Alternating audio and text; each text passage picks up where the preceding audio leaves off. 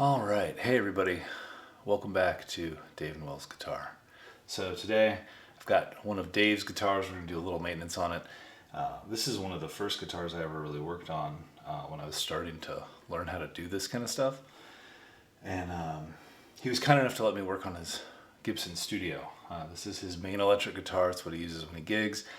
And if you want to see a guitar that's been put through the paces, this is it. So I mean, if you look at it, it's a beautiful guitar and it's awesome. I mean, it feels great. It's great to play. It feels like a well-made instrument, but man, it has seen some use. So, I mean, you can even see like just the impressions here with just turning the volume or the tone knobs and the volume knobs here. This bridge pickup volume is just like worn here where it's been turned so much, and all these parts are like super rusted and corroded. Like I would even feel kind of weird about adjusting the pickup height on this because it has worn out, man. This is a 2008, so I was bought in 2008. It was made in 2007, and the only part that we've replaced is the bridge here. We bought a Graphtec bridge because the other bridges started to corrode and sink. If you have a guitar long enough, sometimes the two-pneumatic bridge will start to sink in the center, and then your strings won't be aligned because you no longer have that 12-inch radius. So there's downward pressure on this bridge, 120 pounds, pretty much all the time, and with hand corrosive sweat, changes in temperature, changes in humidity, those can start to kind of sink in, and even if it's like 1 degree. It's too much because it'll cause playability. It can cause playability issues. I've since corrected that by raising the action a little higher than, than is fun to play, I should say. And it was like I said again, it's one of the first guitars I worked on. He was very gracious because this action is like 2.5 millimeters. It's kind of high, and the neck relief. At the time when I was doing this the first time, I didn't have this StewMac neck relief gauge to be more accurate. I was using feeler gauges, and I mean I can check it here now. Yeah, and we're like at like 12. It's got so much relief. This needs to be about half of that. So 12 thousandths of an inch is way too high. It needs to be closer to like 6. I'd be happier if it was at 6. And there is some playability here. Like, I remember what I did do when I first worked on this is, I just spot leveled and crowned some frets because there has been some play wear. And I did a pretty good job. I'm looking at it now and it's pretty all right. But they do need to be, or the neck needs to be adjusted. And I don't think it'll cause a playability issue. So we're going to do that. The nice thing about the Gibson headstock, the only nice thing I like about it, is it pulls the strings, the G and the D strings, away from each other. So I have room to get in here and adjust the neck without having to loosen the strings too much. I will have to loosen the strings because I am tightening it because I want to take the relief out. So if I turn it, let's see, if I'm thinking of this, if I'm facing the camera.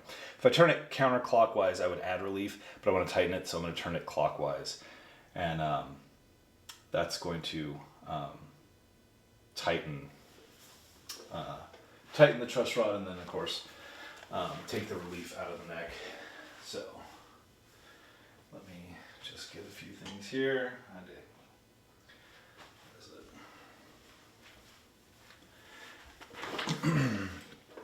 So, yeah, that should be good. Did I have that right? I'm trying to think if, when I say clockwise, what it means to the camera, because it might be different. So let me look it up real quick just to make sure I'm not lying and telling you what the true. I just want to make sure I'm honest and true here.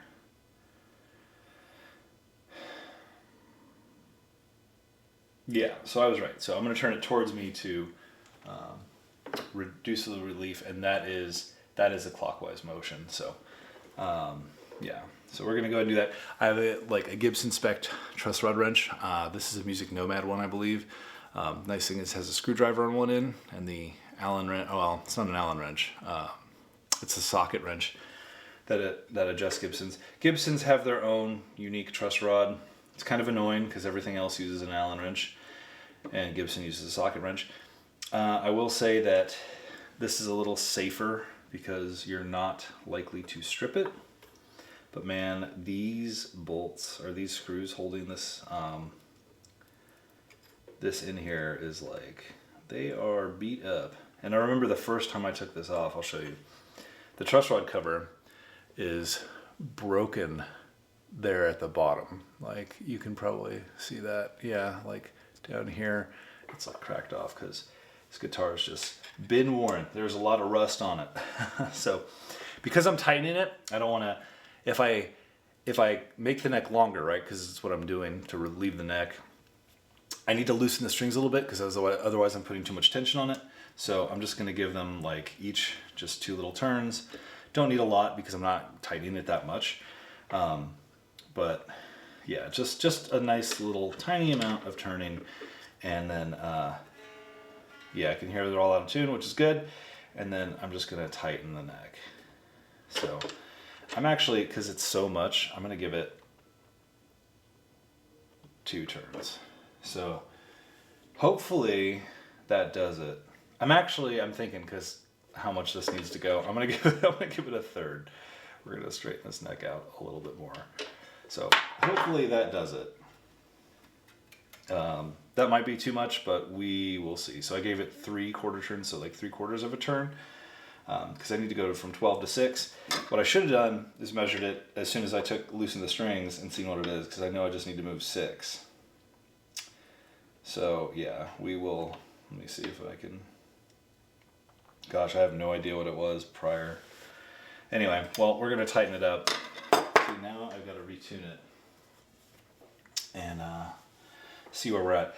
Before I do all that though, I probably will just give this a nice little clean, like a once over. Just because I don't know, like I said, I know Dave doesn't play this guitar all that much because he mostly does acoustic sets. But you know, he does play it, and it does get a little dirty. It's not too bad compared to when I first cleaned it. So yeah, just using Dunlop 65 guitar polishing cleaner. Spray some on here, just wipe it down. Give it a nice little clean. Again, I'm not trying to like, I mean, the first time I did this was probably 2 years ago, so it hasn't been like thoroughly, like, you know, had the strings loosened and then cleaned or anything in quite a while. So we'll see. So you can see there's a little bit of grime on there. It's not too bad, but yeah, get a nice little clean up here, you know. So it's already looking better. Okay, so that's good.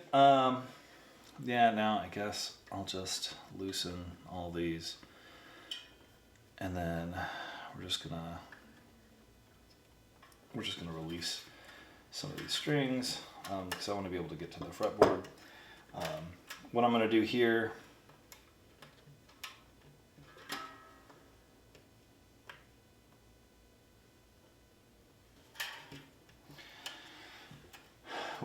is just go ahead and get this fingerboard cleaner, and we're just going to clean the fingerboard. So I'm just going to clean it relatively quickly. Use about 1/4 of a paper towel. It doesn't need a whole lot. Just give it a nice cursory wipe down, and then yeah, be on our way. So as I mentioned in other videos, I really enjoy it's that Windex smell, man. It makes me cough every time. I enjoy guitar maintenance quite a bit. This part is just so methodical and pleasant to do. So I don't know. I just like taking something from a state where it needs work done to a state where the work is finished. It's like it's being like a completionist or something. I don't know.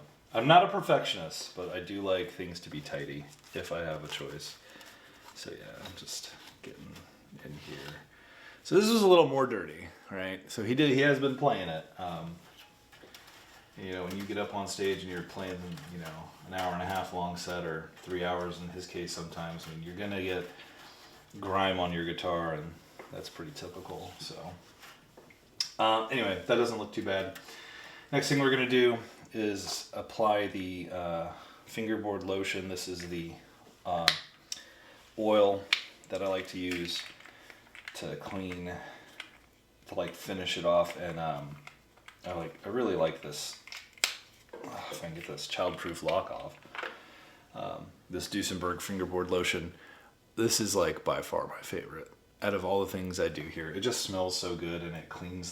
It like oils the guitar so well. Like if you have rosewood fingerboards, you need to do this every so often, get it nice and clean. And this is how you maintain your guitar. By doing this, you keep it from cracking in dry, arid weather. And then if it's humid, right, you prevent the moisture from saturating the fingerboard. So it does two things, right? It keeps it nice and lubricated, and it prevents over moisturization, and then also, dry, humid heat from extracting too much water out of it. It kind of like traps the liquid in there and gets it really nice, And the smell is awesome. It has like a lavender smell. Or is it lavender? It might be rosemary. It's lavender, I believe. It just smells so good. Yeah, it's lavender. Anyway, yeah, as you can see, there's a little bit of grime it pulls off. It's not perfect, perfectly clean, but it's pretty good at this point. I'm not trying to be the best there ever was. I'm not your destined Pokemon trainer, but it is looking nice. So, and one thing I'm going to do is try to get under the strings here a little bit better. Man, these things, there's just so much corrosion on this guitar. It looks neat because it's just had so much work put in. It's had so much time spent being a guitar being used. So it's kind of wild, So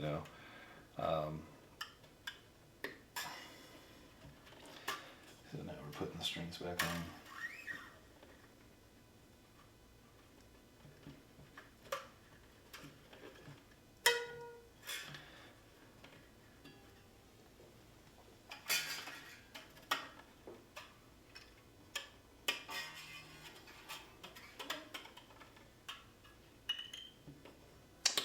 And we're getting the strings on, they're almost there. We are in good shape. Okay, it's looking nice. All right, now the time to tune and to make sure the tension with the strings is on. I actually changed these strings like the other day. I didn't film that because most people know what tuning a string looks like. So, putting new strings on isn't terribly exciting. I guess neither is this, but there might be someone who appreciates it. Man, I might have over tightened it. This is like, well, the nice thing is, I can always loosen it.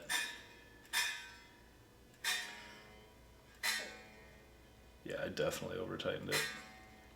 I can always loosen it once I get the strings on and they're all set up, because that's not going to pull on the strings. It's going to release the tension, so I can go the other direction while the strings are in tune.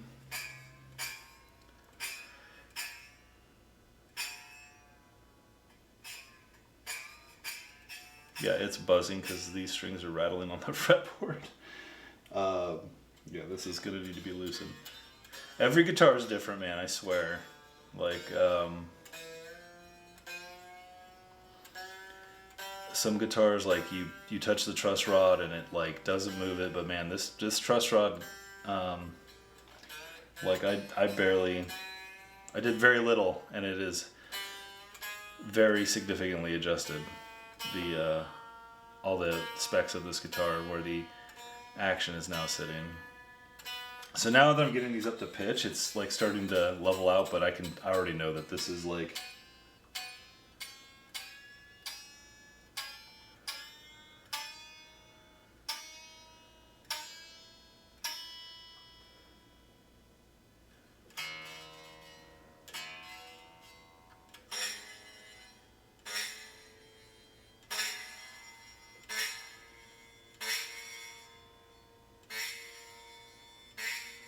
yeah, it is so buzzy, that's terrible.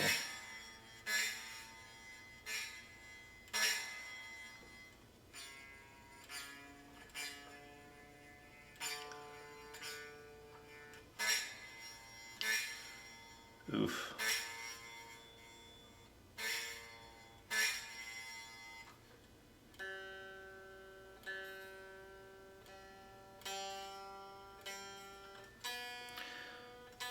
I might just fast forward through this part because my goodness, this is not exciting.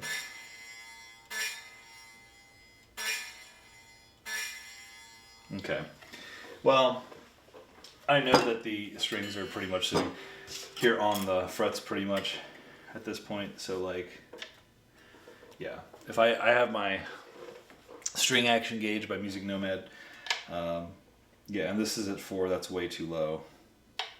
And then this side's at 2. Like, yeah, that's not going to work. That is way too low. So I'm going to just, I mean, this is mostly in tune. I just want to see where we're at currently with the relief, because you do have to have either 0 or some relief. So we're at like -3, -3,000. So it's going back the wrong direction, 3,000ths. So I need to loosen this just a hair. So now we're gonna put this back up here and see where we're at. Okay, better. So even just like 1/8 of a turn took 3,000ths of an inch. I'm gonna go ahead and do that one more time. Let me see if I can.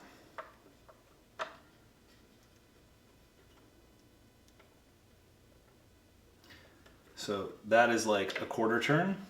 And we're going to see where we're at now. Okay. We're right at about 4,000ths of an inch. So we're going to see where we are with the action now. So at 5 on the 5 at the 5/64ths of an inch on the low E, and then on the high E we're at like 3. So now we're at proper Gibson specs. Which is kind of wild that it lined up that way. However, this might not be enough relief to get this guitar not to buzz. Again, it might just be, I mean, some people like their guitar really straight, and that works for them if it's made really, really well.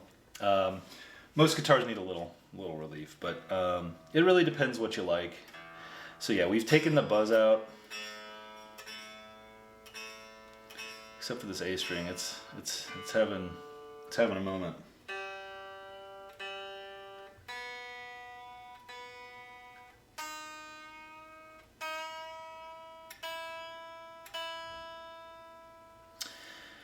And yeah, there we go.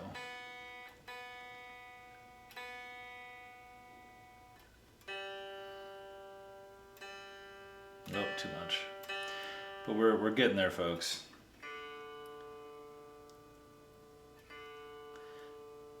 But yeah, like I said in the last video, this kind of like sparks joy. I enjoy taking things from one state to another.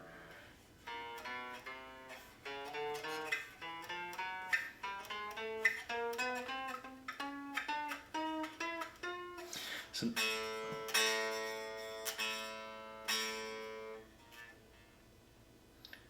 this A string, this nut, like the A string is so close to the frets, like there is no relief. And I think it's just because this nut is just worn out through so much use. Like, these strings are so close to the frets. It's crazy. Like, man. you know, if you're bending strings and you're pulling a wound string through a nut slot, over time, that's gonna create a groove, and they're just so close.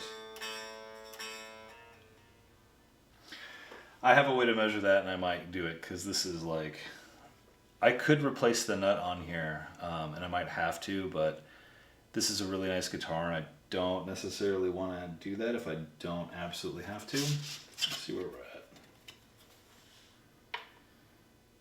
Yeah, I mean, this is... I might just raise up the other side just a hair.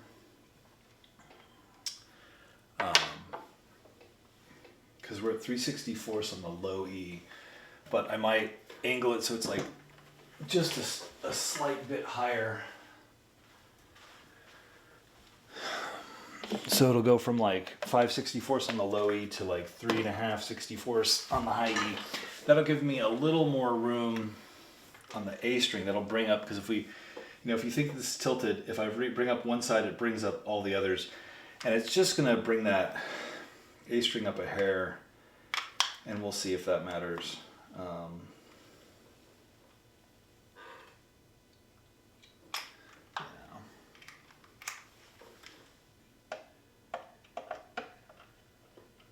So let's see.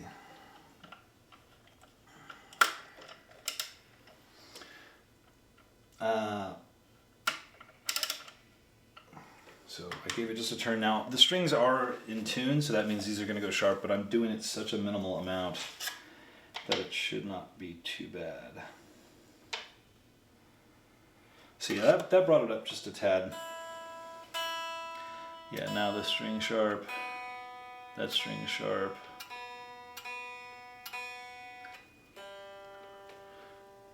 Okay. G is a little sharp, of course. D is almost right. Maybe it was too loose before I started moving things around.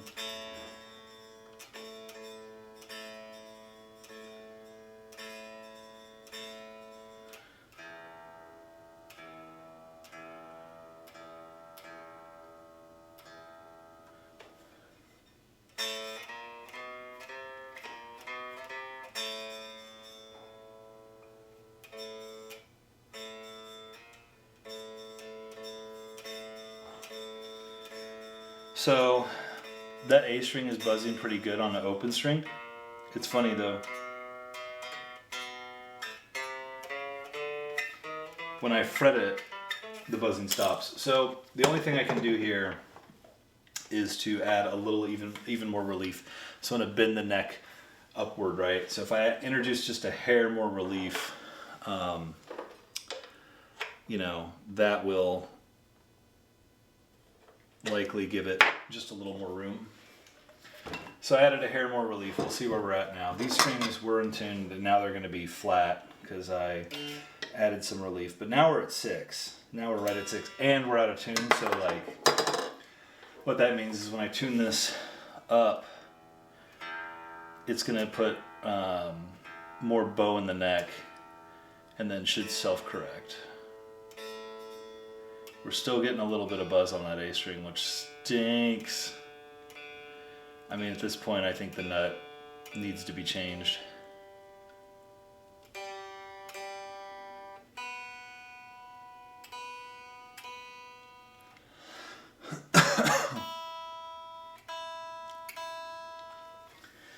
Okay, so that should have also raised the action a little bit, and it did. Brought it up to 6/64. And we're at 4 on that side. So I'm just gonna lower the action a little bit on the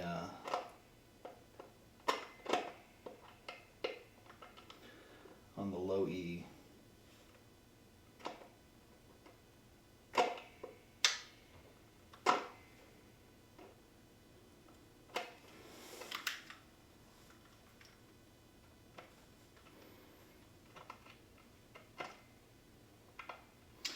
Well, this little bolt is a little rusty, so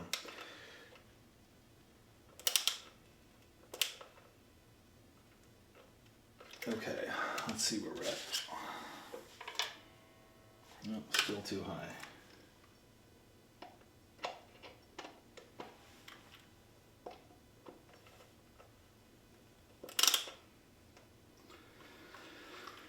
All right, where are we now? That's right about 5/64. And actually come up back just a touch.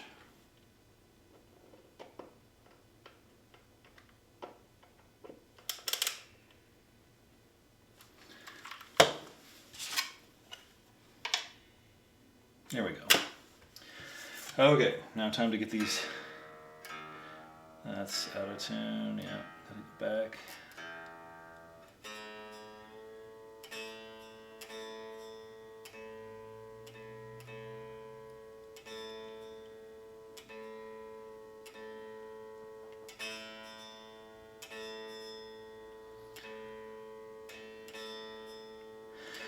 So the buzz is almost gone on the A string.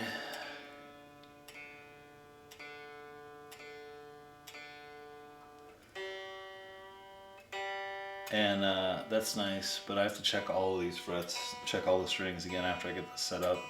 So essentially what I'm doing is a guitar setup, you know. And you just gotta go through all the paces, right?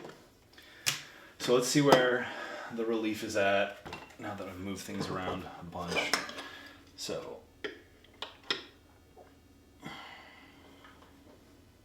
yeah, we're at like 6/64 exactly. Or 6/1000 of an inch, not 6/64. It's 6/1000 of an inch.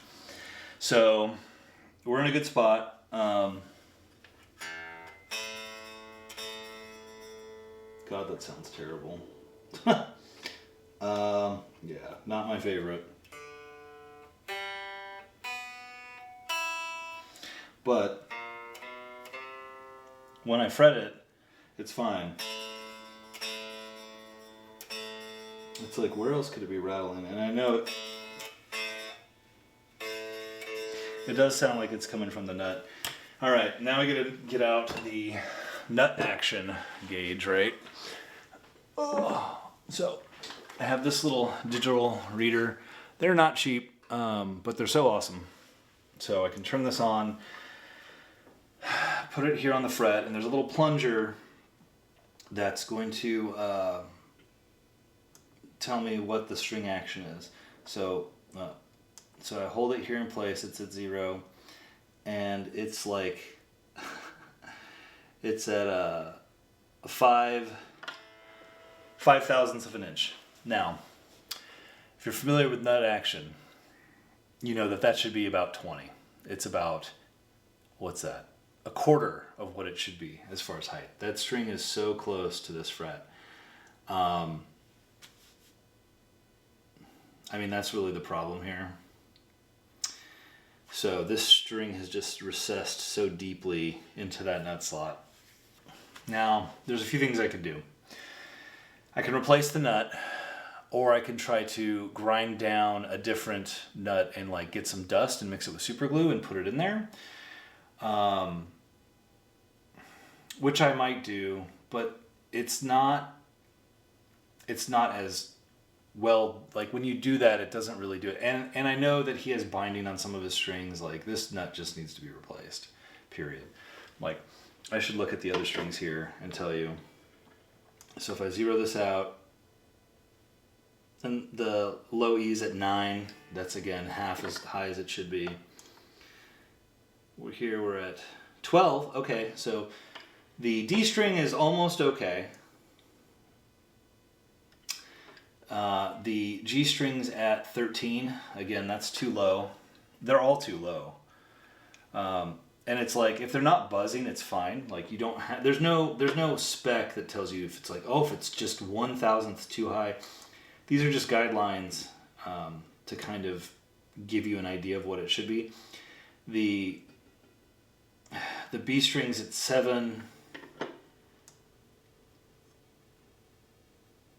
And the E string's at like 3, 3.5. Like they're just all so low. last time I worked on this guitar, I did not do anything with the nut. Yeah, that's a problem. That's a big problem. So it just needs to be fixed. I'll have to tell Dave, you know, here's the plight. Here's the situation. You need a new nut. They're about $15. It's not that expensive. I have all the tools. I can do it. It's just my least favorite thing to do. I wouldn't say it's my least favorite thing to do. It's so tedious that if you screw it up, it's really a problem to fix, because like you glue a nut in, and first you take the old nut out. You gotta sand down the previous. If there's any glue from the previous one, you have to sand that out and fix it. Glue the new one in. And then you have to shape it properly to make sure it's smooth on all sides. This one is cut like it's smooth on both sides, like it fits in this slot perfectly.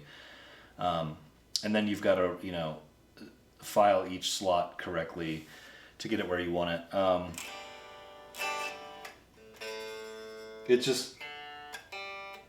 It's crazy that there's no buzz on all these other strings considering how low they are, and that should tell you you can get it pretty low without creating problems. But in this case, it is too low. So anyway, that's what we learned today. We learned that this nut on this guitar is way too close. The individual strings are filed way too close to the fretboard. And that's causing problems on the A string. I think I said it was like 7 or something on the string. It needs to be like twice that height. And I can feel it when you play it, like how absolutely close that is. So again, I will let Dave know, and we'll go from there. Well, that's kind of the end of this video. Thanks guys for joining me, and we'll see you in the next one.